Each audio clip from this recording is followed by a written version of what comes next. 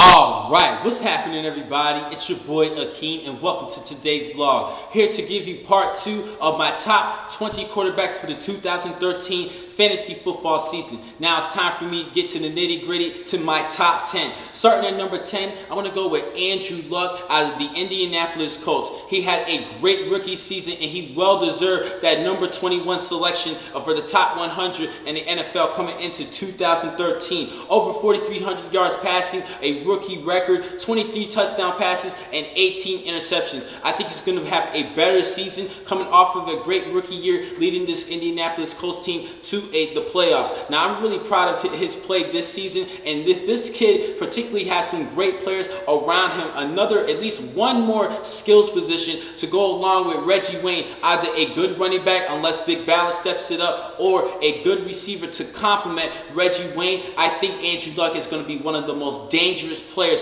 coming into the 2013 season. At number 9, I'm going to go with Tony Romo out of the Dallas Cowboys. He ranked 8th overall last season in points according to ESPN, and with the emergence of Dez Bryant, who had a breakout season last year, I think that Tony Romo will be due for another great season. At number 8, I'm going to go with my 49er quarterback, Colin Kaepernick. Yes, you guys heard correctly. I had to put him in my top 10. I think he's going to have a phenomenal year. I don't think last season was a bust because I think he's a freak of nature, especially running the football. Good, strong legs, and I think that some people are concerned, and especially Jim Harbaugh is concerned in his workout ability, work ethic in the gym. I think Jim Harbaugh is a little bit concerned because he's trying to get bigger, but what he's actually trying to do is work out his legs and become a faster quarterback, and he has more speed. Look out. I think Colin Kaepernick can have an MVP type season if he stays healthy. And number 7, I'm going to go with Matt Ryan out of the Atlanta Falcons.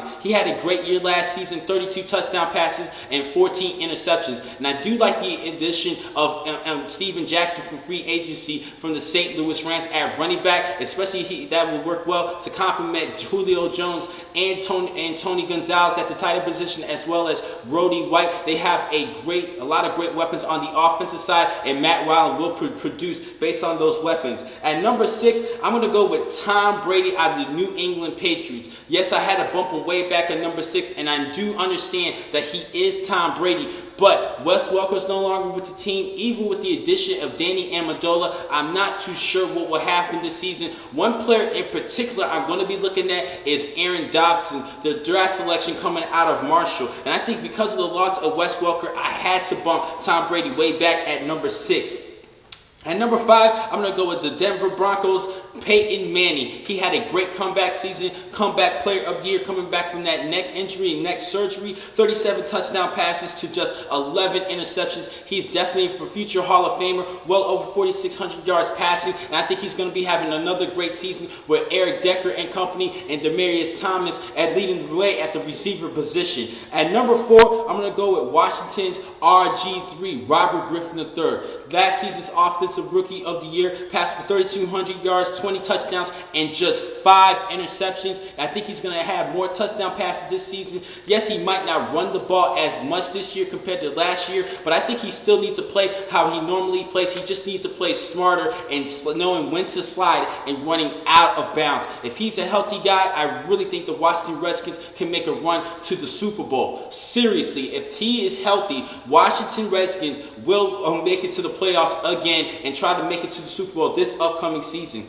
At number 3, I'm going to go with Aaron Rodgers out of the Green Bay Packers. I had to bump him at number 3 because it was a little shady performance last season from Jordy Nelson. He needs to step it back up to the plate and had another 1,000-yard season he had 2 seasons ago. But overall, Aaron Rodgers had 39 touchdown passes and 8 interceptions, and he is somewhat of a threat in running the football on the ground. I think he's a tough quarterback. MVP performance 2 seasons ago. I think he can have another great year this upcoming season. At number 2, a little bit of surprise for you guys, but I'm going to go with Cam Newton out of the Carolina Panthers. I know a lot of people would disagree with me on this one, but I think he's going to bounce back this year and have a lot more touchdown passes than 19 than what he had last season with just 12 interceptions. Now, he did lower the interception mark, but he didn't do too well in passing touchdowns, had number 21 in his rookie season and just 19 this year, but I still think he's a big-time dual threat. He is a great mobile quarterback. He would give you you those tough yardage on the ground and give you some rushing touchdowns. And like I said before, rushing touchdowns is 6 points. And when it comes to fantasy football, you cannot be a fan and go with who you think is a better player, but just think about who will give you the points. And I think that Cam Newton will emerge this season as one of the top 3 quarterbacks in fantasy play this upcoming season.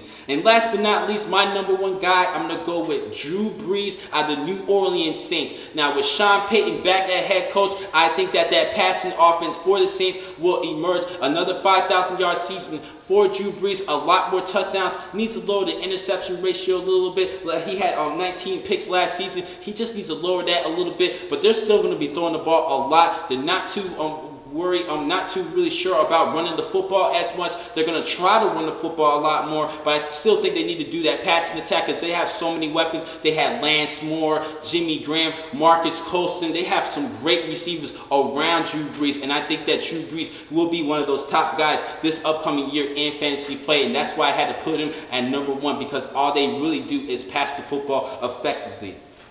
Now I'm going to wrap things up with all my top 10. I'm going to give you my sleeper and my bust this right away. My sleeper this season, I'm going to go with Ryan Tannehill out of the Miami Dolphins. I was debating between him and Brandon Wheaton from the Cleveland Browns, but with the addition of Mike Wallace, I think that these 2 players, Ryan Tannehill and Wallace, will have good chemistry and throwing the football, and I think he could boost up his stats this upcoming year. Now my bust this season, I really had a hard time selecting this one. I really picked the player who is most vulnerable of being a bust this year because of having coming off a great rookie season, and I'm going to go with Russell Wilson out of the Seattle Seahawks. I do not think he will bust overall this year, but I just think he's the most vulnerable because he had such a great rookie year and he shocked everybody. And I'm still a little worried about his passing ability, but with Percy Harvin, a new addition to that offense, I think that Russell Wilson will still do fine, but I still think he's a little bit, I'm not really too sure if he was more of a fluke last season. I don't think he was a fluke, but I just think he's just most vulnerable of busting this season, coming to a sophomore slump. But we will see, and I just went with a wild card here, a wild guess in Russell Wilson as my bust this season.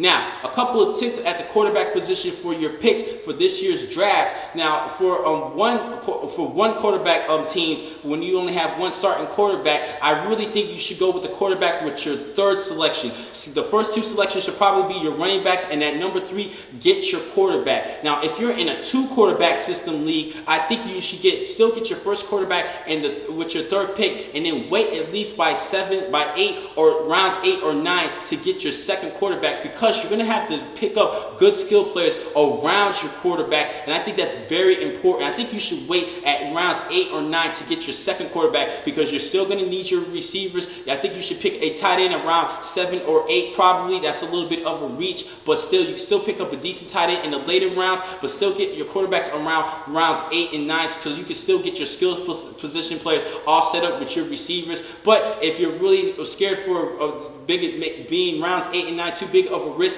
go to round number 7. No closer than 7 because you still need to get your skill players. No earlier than 7, but no later than rounds 8 and 9. You should be just fine getting a good number 2 quarterback to go along with your number 1 quarterbacks because of this league has become too much of a passing league. I really think these quarterbacks will produce this upcoming season, and this is the safest position in fantasy play this year. We all know that the quarterbacks are going to be somewhat more consistent than the other players because they're going to pass the football so many times. So you shouldn't worry too much about your quarterbacks this season.